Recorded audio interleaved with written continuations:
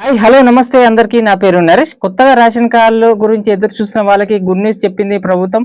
ఇదైతే clear update ప్రభుత్వం నుంచి. మరి ఈ నెల 14వ తారీఖున తుంగతుర్తి నియోజకవర్గంలో సీఎం రేవంత్ రెడ్డి గారి చేతి మీదకెళ్ళి కొత్త రేషన్ కార్డులు పంపిణీ చేయబోతున్నారు. మరి దీనికోసం అధికారులు అయితే రేషన్ కార్డులు సిద్ధం చేసిరు.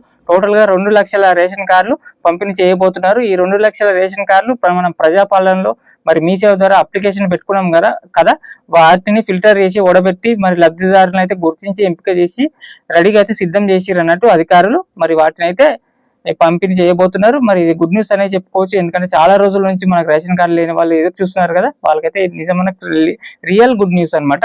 అయితే మరి దీన్ని ఏటీఎం సైజ్, మన smart card size ATM size లాగా ఇస్తున్నారు కదా, అదే విధంగా ఇస్తామని సమాచారం.